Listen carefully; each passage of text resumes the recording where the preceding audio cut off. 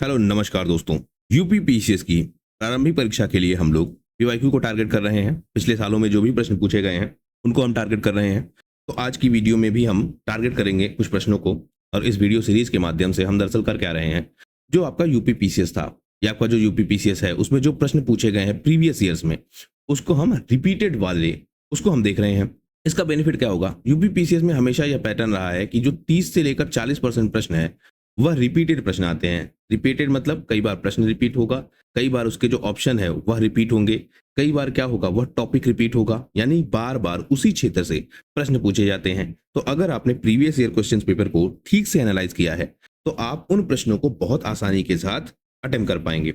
इस video series में हम बहुत सारे वीडियोस लाएंगे। हम कोशिश कर रहे हैं कि 2018 से लेकर 2025 तक के जितने भी प्रश्न पूछे गए हैं सबसे पहले हम उनको कवर करें। काफी डिटेल एनालिसिस हम करेंगे, मतलब प्रश्न देखेंगे, प्रश्न के उत्तर देखेंगे, वह प्रश्न किस क्षेत्र से पूछा गया है, उससे संबंधित जितने भी टॉपिक हैं, क्या पूछा जा सकता है उसको, यानी सब कुछ हम कवर करेंगे। यहाँ पर आपका जीएस भी कवर होगा, यहाँ पर आपका करंट अफेयर भी कवर होगा, और रिवीजन तो हम कर ही रहे हैं। तो एक तरीके से 360 डिग्री यहाँ पर आपको एनालिसिस मिलेगा। आपके एग्जाम के लिए बहुत ज्यादा यह इंपॉर्टेंट होगा। वैसे भी किसी भी एग्जाम में जो प्रीवियस ईयर क्वेश्चन पेपर होते हैं वह सबसे इंपॉर्टेंट होते हैं उस एग्जाम को क्रैक करने के लिए। अगर आपको इस वीडियो का पीडीएफ चाहिए हो तो डिस्क्रिप्शन में आपको लिंक मिलेगा, वहां से आप व्हाट्सएप चैनल ज्वाइन करिए। वीडियो का जो पीडीएफ है वहीं आपको प्रोवाइड किया जाएगा। इस वीडियो सीरीज की भी, यानी जो यह प्रीवियस ईयर क्वेश्चन पेपर है, इनकी एक सीरीज भी तैयार कर दी गई है। आप उसी में इसको देखते चलिए। इससे पहले 4 वीडियो हम अपलोड कर चुके हैं, यह 5वां वीडियो है, और उम्मीद है कि इसके बाद बहुत सारे वीडियोज आएंगे। कंटिन्यू रूप से हम इसको कवर करते चलेंगे, ज़्यादा टाइम वेस्ट नहीं करेंगे। आज आपको थोड़ा सा ज़्यादा बताना पड़ रहा है, अदरवाइज आपने देखा होगा कि हम सीधा सीधा टॉपिक्स पे आते हैं, इधर उधर की बातें हम लोग नहीं करते हैं। तो अपने टाइम को भी हम लोग बचाते हुए केवल अपने एग्जाम ओरिएंटेड जो चीज़ें हैं उनको देखते चलेंगे। अब इस प्रश्न को आप देखिए, 2018 का यह प्रश्न है, कथन और कारण वाला यह प्रश्न है। आप केवल सही आंसर टिक करने पर कोशिश मत करिएगा, क्योंकि इसका सही आंसर लोगों को पता होगा, आंसर आ चुका होगा। हमको यह देखना है कि जो यह प्रश्न पहले पूछा जा चुका है इसके भविष्य में किस तरह के पूछे जाने की संभावना है, या हमको वह कौन सी चीजें पढ़ लेनी चाहिए कि अगर इस टॉपिक से कोई प्रश्न आए तो वह हमसे ना छूटे। तो बात की जा रही है यहाँ पर तुर्की आक्रमण की, और उस तुर्की आक्रमण के दौरान कारणों की। तो एक तो कथन है और एक क्या है, आपका कारण है। कथन क्या है? तुर्की आक्रमण से संबंधित, और कारण क्या है, क्यों वह आक्रमण सफल हुए थे। तो कह रहा है कि भारत पर जो तुर्की के आक्रमण है वह सफल हुए थे। अब यह बात ठीक है, बहुत सारे अटैक हुए और वह अटैक सफल भी हुए। राजनीतिक एकता नहीं थी, क्या यह कारण था? जब भी ऐसे कथन और कारण वाले प्रश्न आए तो आप केवल यहां लगाइए क्योंकि। उसके बाद अगर दूसरा वाला मैच हो रहा है तो मतलब कथन भी ठीक है और उसका कारण भी ठीक है। तो कथन क्या कह रहा है? भारत पर तुर्की आक्रमण सफल हुए थे। कारण क्या बता रहा है? कि उत्तर भारत में कोई राजनीतिक एकता नहीं थी। अब टर्की आक्रमण जो हुए हैं वह उत्तर भारत में ही हुए हैं। यही प्रश्न आपका इंग्लिश में भी लिखा है। तो आप देखेंगे कि यह सफल इसीलिए हुए थे। 1191 में हुआ पानीपत का पहला युद्ध, और 1192 में हुआ पानीपत का दूसरा युद्ध। यही घटनाक्रम है। 91 में जो आपके पृथ्वीराज चौहान है उन्होंने मोहम्मद गौरी को हरा दिया था, लेकिन 92 में वह हार गए थे। इसके अलावा भी हम देखते हैं जो आपका महमूद गजनवी है वह भारत पर लगभग 17 बार अटैक करता है। भारत की संपत्ति को वह भी खूब लूटता है। यह पहले की घटना है महमूद गजनवी वाली। यानी लगातार ऐसे अटैक हो रहे थे, और यह सफल इसलिए हो रहे थे कि राजनीतिक एकता नहीं थी। अच्छा, वर्तमान जो इतिहासकार हैं वह इस पर बहुत डिबेट करते हैं, क्योंकि वह कहते हैं कि जो 1756 में पहला अटैक हुआ, या हम यह कहें कि जो 8वीं सदी में पहला अटैक हुआ, उसके बाद जो 12वीं सदी के अंत में जाकर यानी 1192 में यह अटैक सक्सेस हुआ, तो लगभग 5 सदी तक किसने इस अटैक को रोक के रखा। यानी वह बात करते हैं, स्पेशली जब हम बात करते हैं राजस्थान के इतिहासकारों की, क्योंकि जो राजनीतिक एकता वाली बात है वह वहीं पर की जाती है। तो जो राजस्थान के इतिहासकार हैं वह कहते हैं कि राजनीतिक एकता थी, तभी तो इन्होंने 500 सालों तक रोक के रखा। तो यह एक अलग डिबेट का मुद्दा है। फिलहाल इस प्रश्न का जो उत्तर है वह ऑप्शन ए है। ए और आर यानी कथन और कारण दोनों सही हैं, और जो आपका कारण है वह कथन की सही व्याख्या करता है, मतलब दोनों मैच हो रहे हैं। तथ्य के रूप में आप देख लीजिए, तुर्की अटैक जो हुए हैं वह कई बार सफल हुए हैं। 17 बार अटैक किया है किसने? महमूद गजनवी ने। 1192 का जो तराइन का दूसरा युद्ध है उसमें पृथ्वीराज चौहान हार जाते हैं, और भारत में जो मुस्लिम शासन है उसकी नींव पड़ती है। कुतुबुद्दीन ऐबक यह दिल्ली सल्तनत बनाता है। धीरे धीरे स्थितियां बदलती रहती हैं और अलग अलग प्रशासन आते रहते हैं। उत्तर भारत में उस समय जो राजपूत राजा हैं, जैसे जो गहरवार हैं, चौहान है, चंदेल है, सोलंकी हैं, इनकी आपस में कोई राजनीतिक एकता नहीं थी, कोई इन्होंने ऐसा ग्रुप नहीं बनाया था, कोई ऐसा संगठन नहीं था। फिर मैं आपसे कहूंगा, राजस्थान वाले इतिहासकार इस बात पर बड़ा डिबेट करते हैं कि ऐसा नहीं है, 500 सालों तक रोक के रखा, और लॉजिकली वह बात काफी हद तक ठीक भी लगती है। फिलहाल जो पारंपरिक किताबों में मिलता है या हमको जो टिक करना है क्वेश्चन में, वह यही है कि राजनीतिक एकता की कमी है। सामान्यतः हम देखते हैं कि यह लोग आपस में ही लड़ते रहते हैं। जो सेंट्रलाइज पावर है वह हम देखते हैं कि जो आपके हर्षवर्धन है, उनके बाद जो उत्तर भारत का क्षेत्र है वह शक्तिशाली रूप से मजबूत नहीं हो पाता है, कोई केंद्रीय शक्ति नहीं होती है। हर्षवर्धन का जो शासन था बहुत प्रभावशाली था, बहुत सारे क्षेत्रों पर उन्होंने अधिकार किया था, उनको आपस में जोड़ के भी रखा था। इन सब के अलावा जो तुर्की सेना है उसके पास कुछ और भी मदद थी, जैसे अच्छी नस्ल के उनके पास घोड़े थे और तलवारें बहुत अच्छी नस्ल की थी। अगर आपको याद हो, जब हमने बात की थी बहमनी साम्राज्य की और उसके बाद जब हमने बात की थी विजयनगर साम्राज्य की, आप हमारी हिस्ट्री वाली सीरीज देखिएगा, उसमें हमने बात की है। तो बहमनी साम्राज्य और विजयनगर साम्राज्य के दौरान भी यह लोग क्या करते थे, घोड़े मंगाते थे, यह लोग क्या करते थे, तलवार मंगाते थे। इसके अलावा जो इनके योद्धा हैं, इसके तुर्कों के योद्धा या फिर तुर्की, उनको अपनी सेना में शामिल भी करते थे। उसका कारण यही था कि इनके पास अच्छी तलवारें होती थी, अच्छे या घुड़सवार थे, अच्छी नस्ल के जो घोड़े हैं वह यहाँ पर मिलते थे। तो यह सारे कारण थे, तो यह भी आप ध्यान रखिएगा, हो सकता है यह कारण इस बात पूछ ले। उसके अलावा जो उस समय भारत की एक सामाजिक संरचना है, जहां पर जो युद्ध लड़ने का दायित्व है वह किसके पास है, केवल क्षत्रिय के पास है। यानी ब्राह्मणवादी समाज है, उसमें 4 वर्ण है, एक आपका ब्राह्मण है, एक आपका क्षत्रिय है, एक आपका शूद्र है, और इनके ऊपर यानी बीच में क्या है, वैश्य है। ब्राह्मण क्या करेगा, पूजा पाठ, इसके अलावा शिक्षा, यह किसके पास है, ब्राह्मण के पास। क्षत्रिय के पास क्या है, राजा के रूप में ज्यादातर क्षत्रिय हैं, और जो युद्ध लड़ेंगे वह कौन लड़ेगा, क्षत्रिय लड़ेंगे। वैश्य क्या है, मुख्यतः व्यापारी हैं, और शूद्र क्या है, सारे वर्गों की सेवा करने वाले। तो इस तरह की एक सामाजिक व्यवस्था है। तो जो युद्ध लड़ने का अधिकार है वह केवल किसके पास है, क्षत्रियों के पास है, क्षत्रिय ही युद्ध लड़ेंगे। इससे क्या हुआ, जो सामाजिक व्यवस्था थी उसमें ऐसे बहुत सारे लोग थे जो लड़ना शायद चाहते भी थे पर वह लड़ नहीं पाए। तो यह भी एक प्रमुख कारण है कि जो तुर्की आक्रमण सफल हुए। इन अटैक्स को हम देख लेते हैं। जैसे 1000 से लेकर 1027 तक जो आपका महमूद गजनवी है वह भारत पर खूब आक्रमण करता है, मंदिरों को खूब लूटता है।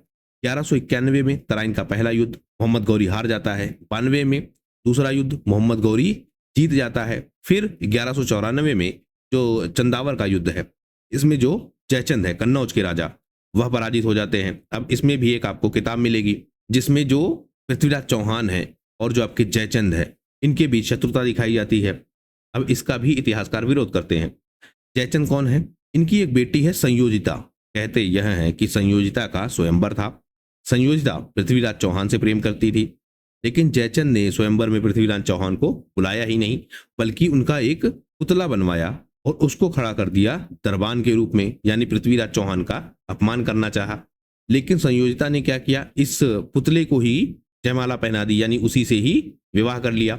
इससे जो जयचंद है और जो पृथ्वीराज चौहान है, इनके बीच शत्रुता पैदा हो गई। अब यह सब कहानियां हैं, कितनी सच हैं कोई नहीं जानता है। और कहते यह भी हैं कि जो 1192 का यह युद्ध हुआ था, इस युद्ध में जो मोहम्मद गौरी है उसको बुलाया किसने था, जयचंद ने। यह भी एक कहानी है, क्योंकि 1191 में यह बुरी तरीके से पराजित हुआ था, जान बचाकर किसी तरीके से भागा था।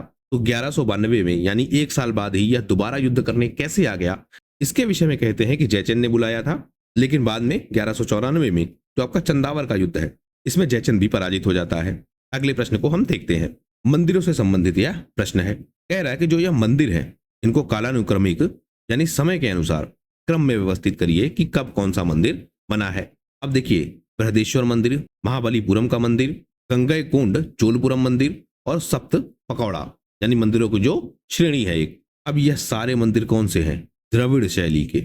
यानी हमको मंदिरों को भी याद रखना होगा, निर्माणकर्ता को याद रखना होगा और क्रम याद रखना होगा। अब क्रम कैसे याद रहेगा, जो निर्माण करता है उनमें कोई वंश होगा और उन वंशों का जो क्रम है वह भी हमको याद रखना होगा। इसी से हम क्या कर पाएंगे, इन मंदिरों को याद कर पाएंगे। अब इसका उत्तर क्या है, जो आपके सप्त पकौड़ा श्रेणी के मंदिर हैं यह बहुत फेमस है, पर यह क्वेश्चन टफ हो जाता है अगर आपने इसमें सही से नहीं देखा। अब आप ऐसे देखिए, जो महाबलीपुरम का मंदिर है, बृहदेश्वर मंदिर है, सप्तपकौड़ा मंदिर है, और इन सब में जो गंगैकोंड चोलपुरम मंदिर है, ये वाला मंदिर सबसे नया है। मतलब इन चारों में सबसे नया कौन सा है? गंगैकोंड चोलपुरम का मंदिर, यानी जिसमें ऑप्शन आखिरी में 2 हो वही सही होगा। अब इसका आंसर क्या हो गया? Option D. ऐसे प्रश्नों में आपको कई चीजें देखनी होंगी। आपको याद रखना होगा एक तो कौन सा मंदिर पहले बना, कौन सा मंदिर बाद में बना, कौन सा मंदिर किस वंश से जुड़ा है। और अगर आप यह भी याद कर ले जाएंगे कि कौन सा वंश किस क्रम में है, तो आपको यह याद करने में आसानी होगी कि कौन सा मंदिर कब बना। ऐसे प्रश्न ऐसे ही हल होते हैं। प्रीलिम्स का जो पैटर्न रहा है उसमें इस तरह की जो टेक्निक्स है वो बहुत काम में आती है, क्योंकि आपको सारे प्रश्नों के बिल्कुल सटीक उत्तर नहीं मिलेंगे, आप नहीं याद कर पाएंगे इतना ज्यादा, तो आपको इस तरह के जो टेक्निक्स हैं वह भी इस्तेमाल करनी पड़ती है। जब आप पीवाईक्यू एनालिसिस करते हैं तो इस तरह की जो टेक्निक है वह भी अपने आप में डेवलप होती है। एक फायदा इसका आपको यह भी मिलता है। तो अगर हम बात करें सप्तपकौड़ा मंदिर की, तो यह 7वीं शताब्दी का है। रथ मंदिर इसको कहते हैं। और किसने बनवाया है? पल्लव शासकों ने। पल्लव शासकों में भी नरसिंह वर्मन प्रथम या फिर जो मामल्ल शासक हैं उनके काल में। क्या है यह? एकाश्म मंदिर, मतलब एक ही पूरा पत्थर है, उसी को काट काट के उसमें मंदिर बनाया गया है, जोड़ नहीं है कोई, तो इसीलिए क्या कहते हैं? एकाश्म मंदिर। बात करें हम महाबलीपुरम मंदिर का, तो इसको किसने बनवाया है? नरसिंह वर्मन द्वितीय ने या फिर राज सिंह ने। यह कौन से हैं? पल्लव शासक। अब यह भी पल्लव शासक हैं, यह भी पल्लव शासक हैं। कब बना है? 8वीं शताब्दी में। बृहदेश्वर मंदिर कहां पर है? तंजावुर में। यह कब बना है? चोल शासन के दौरान। और चोलों में जो बहुत फेमस है, राजराज प्रथम, इसीलिए इसको क्या कहते हैं? राजराजेश्वर मंदिर भी। तो यह भी आपसे पूछा जा सकता है कि राजराजेश्वर मंदिर किसने बनवाया है। अगला जो आपका है गंगैकोंड चोलपुरम, 1035 ईस्वी में बना है। राजेंद्र प्रथम ने इसको बनवाया है। यह कौन थे? राजराज प्रथम के पुत्र हैं। क्यों बनवाया था?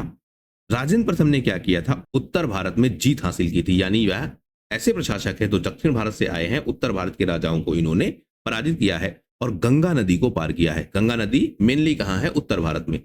तो जो आपका द्रविड़ क्षेत्र है या दक्षिण भारत का क्षेत्र है वह मुख्यतः स्टार्ट होता है गंगा नदी के दक्षिण में। अगर हम प्राकृतिक विभाजन देखें तो उससे, तो गंगा नदी का जो उत्तर का क्षेत्र है वहां पर प्रवेश किया है किसने? राजेंद्र प्रथम ने। जब वह जीत कर वापस गए हैं तो उन्होंने क्या लिखा है? गंगै, जैसे देखिए आप, गंगैकोंड चोलपुरम।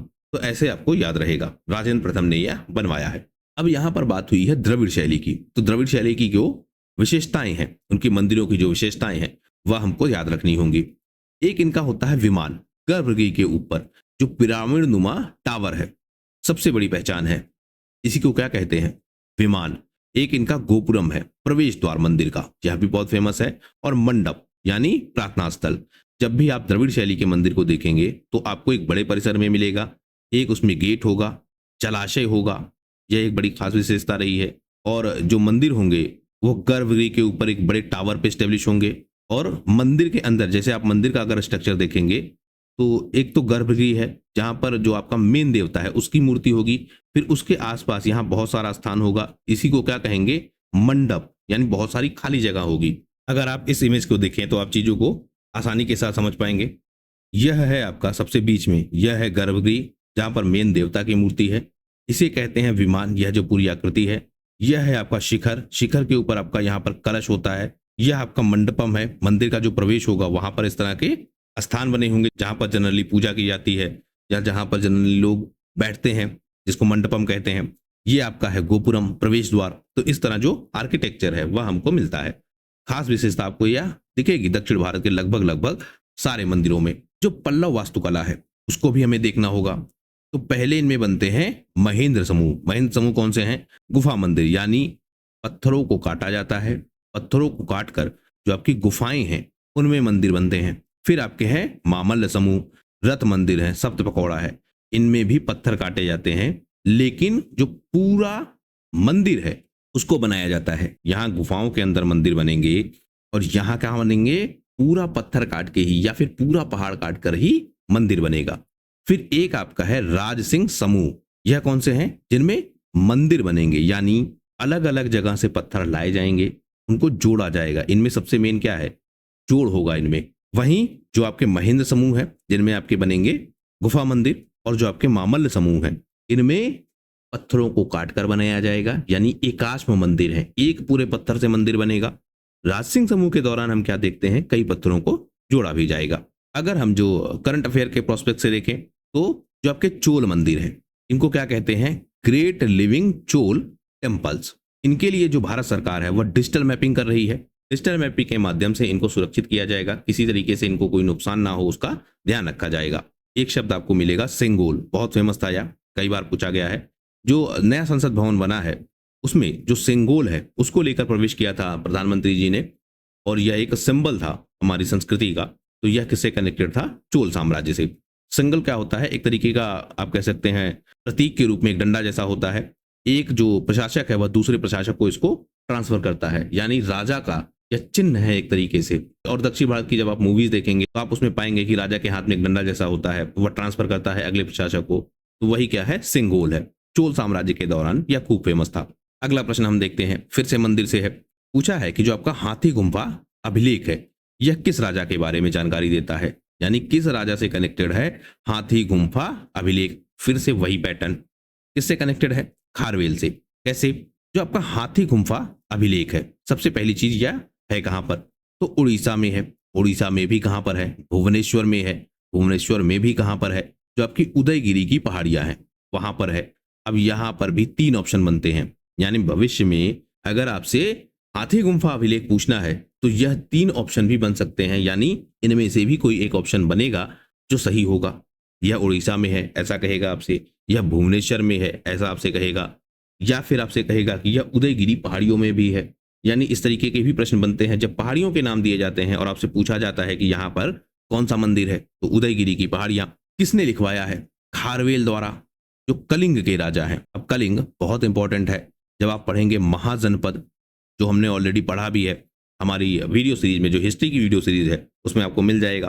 तो वहां पर कलिंग में यह लिखवाया गया है।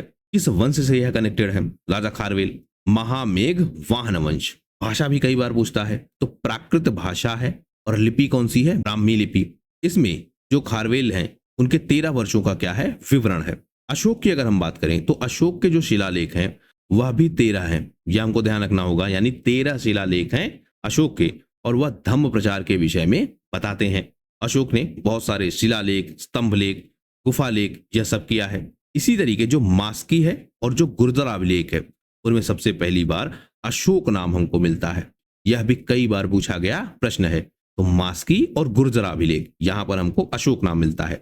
हर्षवर्धन की बात करें तो बाणभट्ट ने एक किताब लिखी है हर्षचरित। अब यह भी बहुत इंपॉर्टेंट है, इसको भी पूछा गया है कई बार कि हर्षचरित किसने लिखी है, तो बाणभट्ट की यह किताब है।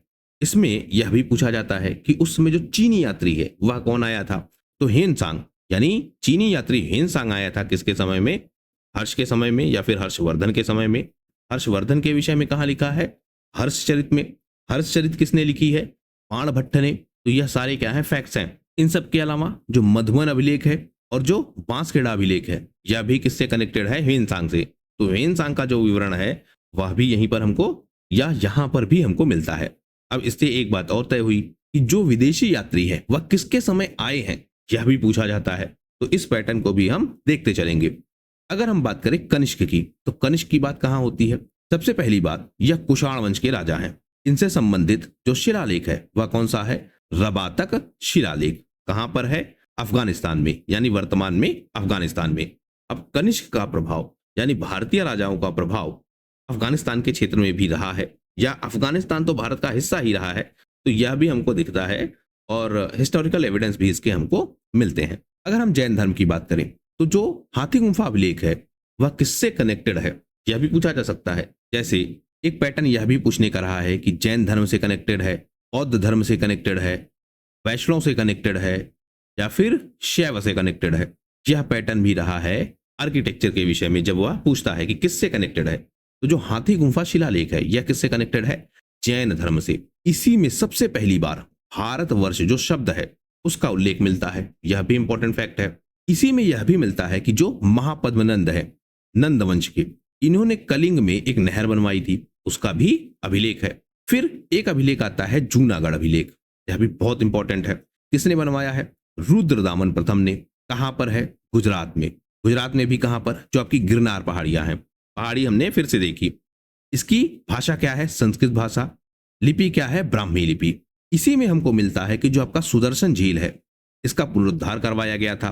इसी अभिलेख के अनुसार हमको यह मिलता है कि जो चंद्रगुप्त मौर्य के राज्यपाल हैं पुष्यगुप्त, उन्होंने इस झील का निर्माण करवाया था। बनवाया किसने था इस झील को, यानी फिर आपसे यह भी पूछा जाएगा कि सुदर्शन झील किसने बनवाई थी, तो पुष्यगुप्त ने बनवाई है। पुष्यगुप्त कौन है? चंद्रगुप्त मौर्य के राज्यपाल। चंद्रगुप्त मौर्य कौन है? मौर्य वंश के संस्थापक। इन्हीं के साथ मिलते हैं आपको चाणक्य या फिर विष्णुगुप्त। यह भी पूछा जाता है कि विष्णुगुप्त कौन है, तो चाणक्य हैं। या फिर आपसे यह पूछा जाता है कि चाणक्य का वास्तविक नाम क्या था, विष्णुगुप्त। यह भी आप ध्यान रखिएंगे।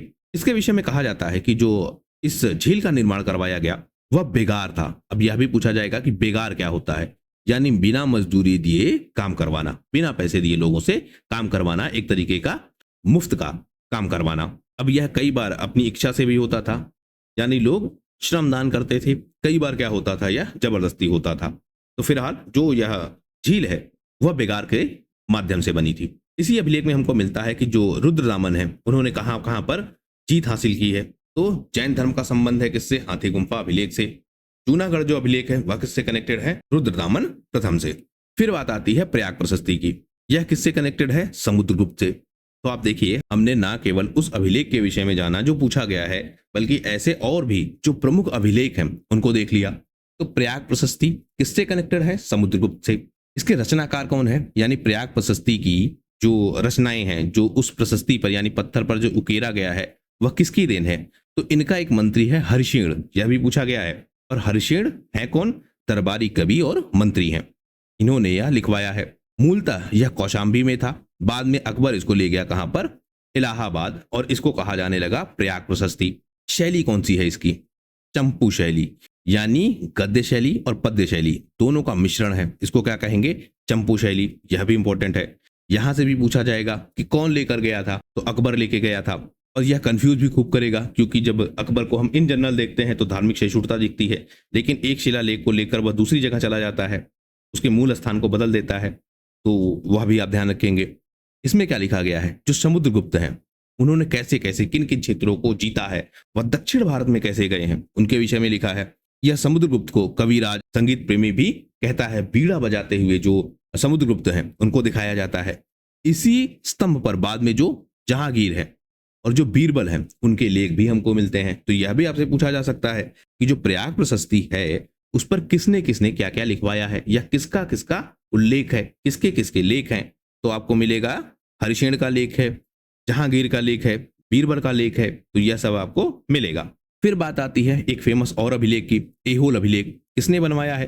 जो चालुक्य नरेश हैं पुलकेशिन द्वितीय। कवि कौन है? रविकीर्ति। जगह कौन सी है? ऐहोल। तो ऐहोल अभिलेख है कहां पर? कर्नाटक में। वहीं पर आपका है मेगुती जैन मंदिर, उसी के आसपास यह अभिलेख है। भाषा क्या है? संस्कृत। और लिपि कौन सी है? ब्राह्मी लिपि। आप जनरली क्या देखेंगे, जो आपका संस्कृत भाषा है, जो आपका पाली भाषा है, इनमें जो लिपि मिलती है वह ज्यादातर केसेस में आपको ब्राह्मी मिलेगी। स्पेशली संस्कृत के साथ आपको यही मिलेगी। इस अभिलेख में क्या लिखा है? यह कहते हैं कि जो पुलकेशिन द्वितीय हैं और जो हर्षवर्धन है, इनके बीच एक युद्ध हुआ नर्मदा नदी के तट पर। इसमें बताया गया है कि पुलकेशिन द्वितीय ने उत्तर भारत में आकर जो यहाँ के राजा हैं हर्षवर्धन, इनको पराजित किया। इसी अभिलेख में जो रविकीर्ति हैं वह अपनी तुलना किससे करते हैं? कालिदास से और भारवी से। तो यह भी आपको ध्यान रखना होगा। तो हमने किसकी किसकी बात की? जूनागढ़ अभिलेख की, प्रयाग प्रशस्ति की और ऐहोल अभिलेख की। जूनागढ़ अभिलेख किससे कनेक्टेड है? रुद्रदामन से। प्रयाग प्रशस्ति समुद्रगुप्त से। ऐहोल अभिलेख पुलकेशिन द्वितीय से। रुद्रदामन किस वंश से है? शक वंश से या फिर क्षत्रप वंश से है। समुद्रगुप्त गुप्त वंश से है। पुलकेशिन द्वितीय चालुक्य वंश से है। क्या क्या मुख्यतः विषय हैं? तो जूनागढ़ में सुदर्शन झील का जो निर्माण हुआ है उसके विषय में है। यह सैन्य विजय है, और आप देखेंगे कि समुद्रगुप्त को ही भारत का नेपोलियन भी कहा जाता है। यह भी इंपॉर्टेंट फैक्ट है, पूछा गया है। पुलकेशिन द्वितीय, हर्ष और पुलकेशिन का जो युद्ध हुआ है उसका वर्णन है। तो इस तरीके यह अभिलेख भी है। बहुत इंपॉर्टेंट सीरीज है यह। बहुत सारे ऐसे प्रश्न जो लगातार पूछे गए हैं उसे हम यहाँ पर कवर करेंगे। आगे हम देखें।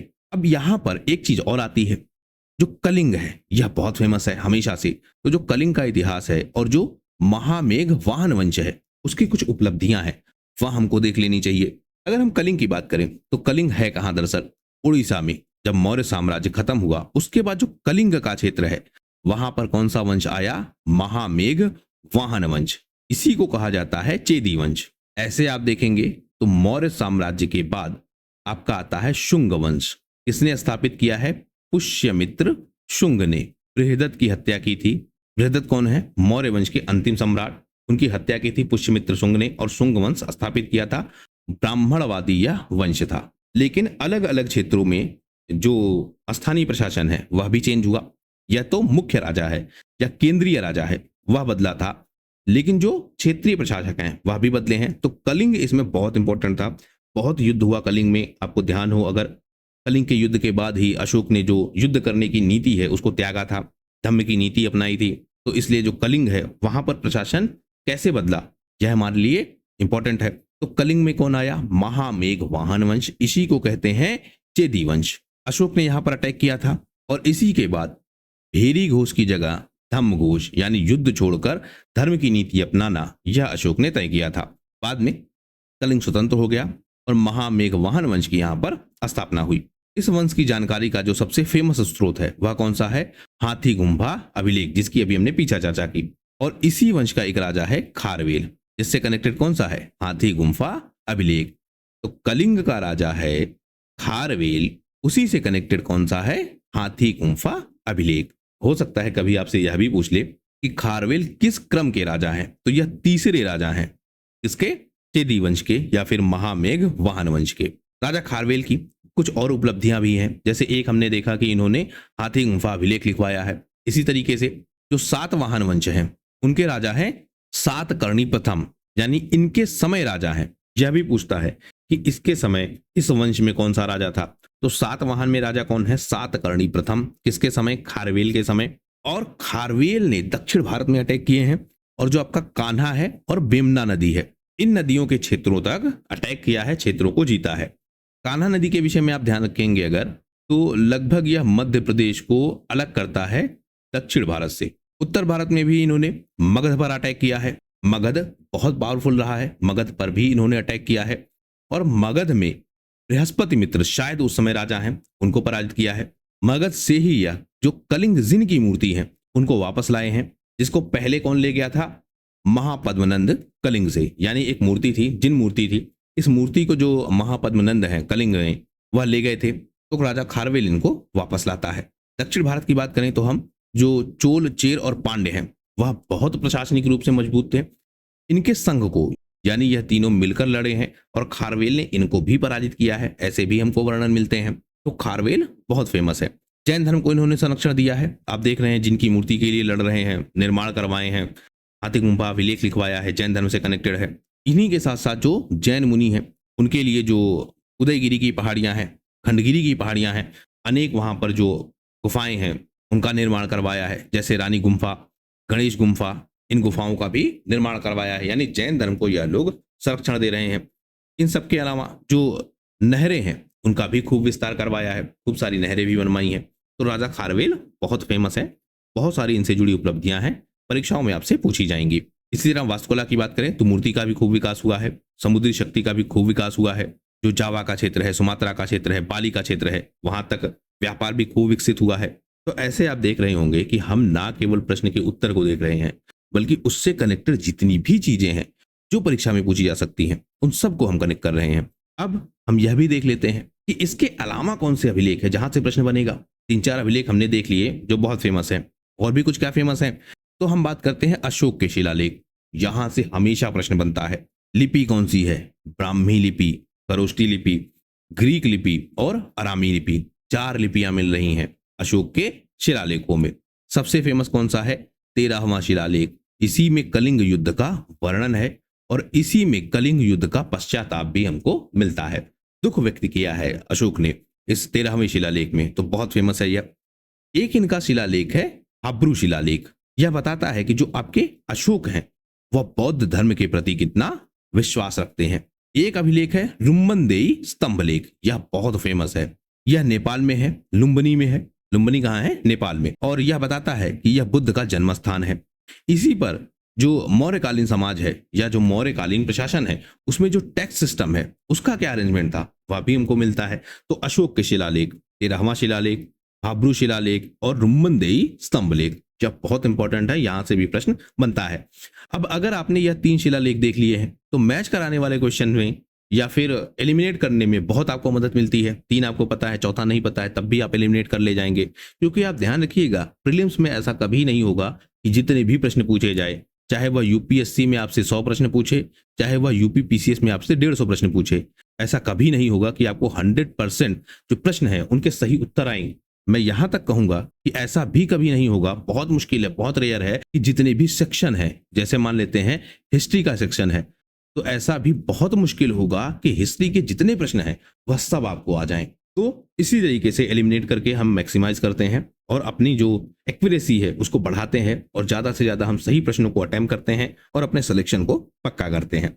आगे हम देखते हैं और भी अभिलेख हैं, जैसे भोगासकोई अभिलेख। यह कहां पर है? तुर्की में। इसी में हमको मिलता है जो वैदिक देवता हैं, इंद्र है, वरुण है, मित्र है, नासत्य है, इन सब का उल्लेख मिलता है। इससे यह भी साबित होता है कि जो आर्य हैं, या इस सिद्धांत को भी स्टैब्लिश किया जाता है कि जो आर्य हैं वह बाहर से भारत में आए हैं। फिलहाल यह स्टैब्लिश लगभग हो चुका है कि आर्य भारत में बाहर से नहीं आए हैं बल्कि भारत के ही लोग हैं। इसी तरीके का एक अभिलेख है एरण अभिलेख। यहाँ पर जो गुप्त शासक हैं भानुगुप्त, उनका वर्णन मिलता है। और सबसे फेमस जो बार बार पूछा जाता है कि जो सती प्रथा है उसका पहला लिखित साक्ष्य कहाँ मिलता है, तो एरण अभिलेख में। फिर एक अभिलेख है गरुण स्तंभ लेख। इसी में हमको यह मिलता है कि जो ग्रीक के राजा हैं हेलियोडोरस, उन्होंने भागवत धर्म को या फिर वैष्णव धर्म को अपना लिया था। यह भारत में आए थे लेकिन इन्होंने क्या किया, भागवत धर्म को अपना लिया। अब इतने सारे अभिलेख हमने देख लिए। अगर आपने इतना भी देख लिया तो बहुत आसानी के साथ आप एलिमिनेट कर पाएंगे अगर अभिलेखों से संबंधित कोई भी प्रश्न आया। एक बार हम शॉर्ट में भी देख लेते हैं। नासिक अभिलेख है, सातवाहन वंश से कनेक्टेड है। गौतमी बलश्री ने इसको लिखवाया है। इसमें जो गौतमी पुत्र शातकर्णी है। अब अगर आप यह देखेंगे जो सातवाहन राजा हैं वह क्या करते हैं, अपनी माता का नाम पहले लिखवाते हैं। जैसे आप देखेंगे क्या, गौतमी पुत्र शातकर्णी, गौतमी पुत्र बलश्री, यानी माता का नाम पहले लिखते हैं। यह भी एक परंपरा है सातवाहन वंश में। और सातवाहन वंश यहां खुद को ब्राह्मण कहता है, यह भी उल्लेख मिलता है। फिर एक आपका है ग्वालियर प्रशस्ति। किसने लिखवाया है? भोज ने या फिर मिहिर भोज ने। मिहिर भोज किससे कनेक्टेड है? प्रतिहार वंश से। फिर उत्तर मेरूर अभिलेख किसने लिखवाया है? चोल वंश ने। राजा कौन सा है? परांतक प्रथम। और जो स्थानीय स्वशासन है, चोल वंश को कहा जाता है स्थानीय स्वशासन के जनक। यह प्रश्न भी पूछा जा चुका है। तो चोल शासक जो स्थानीय स्वशासन का जनक है, इसका उल्लेख कहां मिलता है? उत्तर मेरूर अभिलेख में। फिर है आपका मंदसौर अभिलेख। मालवा के नरेश ने लिखवाया है, यशोवर्मन ने लिखवाया है जो इनके राजा हैं। इसी में हमको मिलता है कि जो हूण शासक है मीरकुल, उसको पराजित किया गया है। फिर है आपका भीतरी स्तंभ लेख। गुप्त वंश के राजा स्कंदगुप्त ने इसको लिखवाया है। इसमें भी जो हूणों के आक्रमण है उनका विवरण है। फिर देवपाड़ा अभिलेख विजय सेन ने लिखवाया है। सेन वंश के राजा हैं, बंगाल में इनका प्रशासन है। सेन वंश जो हमको मुख्यतः मिलता है वह बंगाल में ही मिलता है, तो वहां का यहाँ पर विवरण है, तो यह भी आप ध्यान रखेंगे। आप देख रहे होंगे कि जितने भी प्रमुख अभिलेख हैं सबको हमने कवर कर लिया। अगर आपको इस वीडियो का पीडीएफ चाहिए हो, जो कि बहुत इंपॉर्टेंट है, तो आप डिस्क्रिप्शन में जाइए, व्हाट्सएप का आपको लिंक मिलेगा। चैनल को आप सब्सक्राइब कीजिए, चैनल पे ही आपको पीडीएफ प्रोवाइड की जाएगी। आप आसानी के साथ रिवीजन भी कर सकते हैं। आप देख रहे होंगे कि किस लेवल का कंटेंट है। यानी एक बार हमने अभिलेख से संबंधित एक प्रश्न देखा, सारा अभिलेख हमने देख लिया एक साथ, कहाँ है, कौन है, किसने बनवाया है, क्या लिखा है, क्या क्या प्रमुख चीजें हैं, सब कुछ हमने कवर कर लिया। यानी अभिलेख एक बार में खत्म हो गए। अब यही प्रश्न दोबारा आएगा। यानी अगर हम 2018 से लेकर 2025 तक के क्वेश्चन को रिवाइज करेंगे तो यह अभिलेख वाली जो बात है यह कम से कम 5 से 6 बार आ जाएगी। यानी 5 से 6 बार हम बाय डिफॉल्ट रिवीजन कर ले जाएंगे और जब प्रीलिम्स में क्वेश्चन आएगा तो आप बहुत आसानी के साथ उसको टिक कर पाएंगे और सही आंसर तक पहुंच पाएंगे। फिलहाल अगर वीडियो पसंद आया हो तो प्लीज शेयर कीजिए अपने दोस्तों के साथ और सब्सक्राइब कीजिए इस चैनल को। वीडियो पूरा देखने के लिए आपका बहुत बहुत धन्यवाद। आपका दिन शुभ हो।